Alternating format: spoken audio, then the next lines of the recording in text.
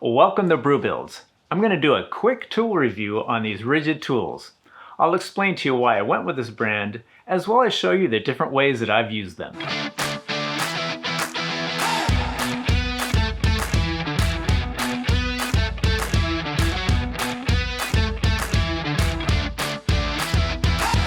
Here are the three Ridgid tools that I've purchased.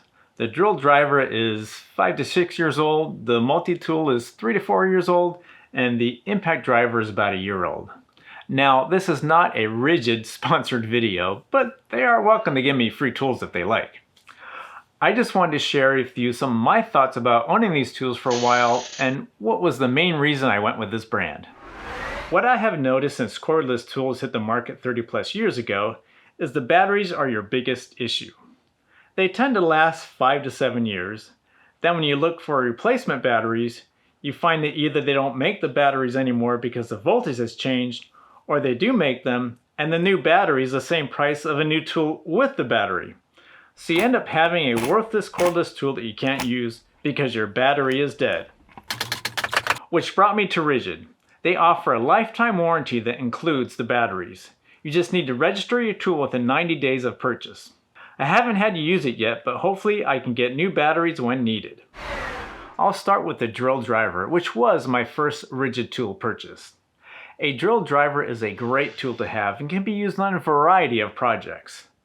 I've used this one quite a bit. I've installed drywall, drilled holes in wood, screwed in screws, and I've even mixed paint and stucco with it. And the battery life is adequate on this. I don't recall ever having the two batteries that I have both go dead on a project on me. And they do recharge in about an hour. It has two speeds. The higher speed is good enough for most drilling work, and there's plenty of control with the lower speed. The weight is okay. I have used lighter drill drivers from DeWalt and Milwaukee that had smaller batteries, but compared to 15 years ago, it's fine. If I was installing drywall for 8 hours a day, that might be enough to make me want to go with a lighter weight option. The clutch is variable and has 100 settings for fine tuning. And there is also a drilling setting that removes the clutch entirely. The keyless check makes it easy to replace bits. Does anyone remember the days of trying to find your drill's check key? This feels good in the hand. There is rubber around the grip, but I still generally wear a glove for a little more padding. The trigger is smooth and easy to adjust to different speeds. And the direction switch can be pushed with your thumb and index finger to change directions. And also there is a trigger lock position to prevent the drill from turning on, which is good to use when you store your tool in a tool bag.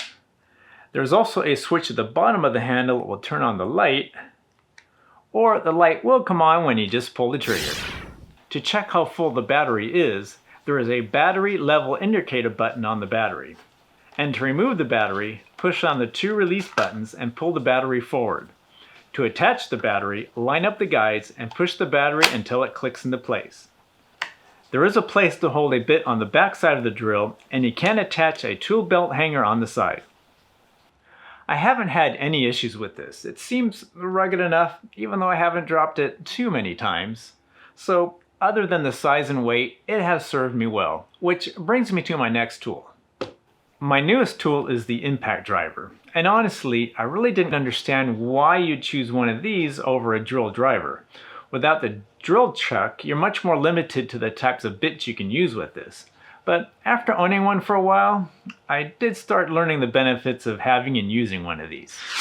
One of the benefits is no longer needing to switch out bits when I'm having to pre-drill a hole for a screw.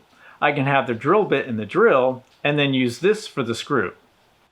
Since this doesn't have the larger drill chuck, it does make it lighter and smaller, which makes it easier to get into tighter places. Replacing a bit is quick, by just pulling on the release ring, removing the bit, and inserting a different one. However, if you want to use it as a drill, you do need a special drill bit that has a 1/4-inch hex chuck. Impact drivers produce more rotational force than a drill driver, which makes them better for driving into hard materials or using longer, larger screws. An impact driver generally drills at a constant torque and draws upon the spring-loaded bursting action when the driver senses resistance in the work material. You can always tell if someone is using an impact driver by the noise it makes. This force mechanism inside the tool makes them less likely to strip a screw compared to a drill driver. However, it is easy to insert a screw too far into the material, so you need to be careful when using one of these, especially with drywall. This feels almost identical to the drill driver with the same rubber covered handle. The direction switch is in the same place, but there doesn't seem to be a separate switch for the light. The light will come on when the trigger is pulled. On both the drill driver and this one, the light does a decent job of lighting up your work area. And the battery is replaced the same way. The bit holder on this one is attached to the side of the unit the same way as the 2-belt holder.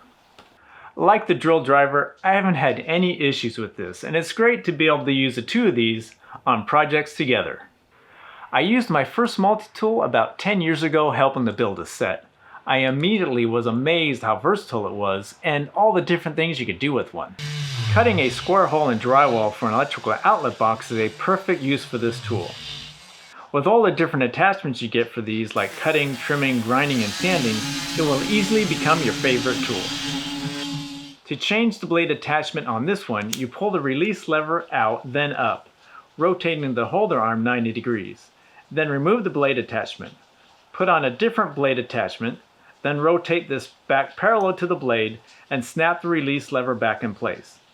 Be careful not to pinch yourself as the lever snaps back. It doesn't feel good. This one works okay. I've used some multi-tools that have a better way to change an attachment and some that have been worse. Changing the direction that you orient the blade attachment can help you reach difficult places. I've used this to cut holes in drywall, concrete board, hardy board, shaped and sanded wood and MDF, and cut and trim notches and construction lumber.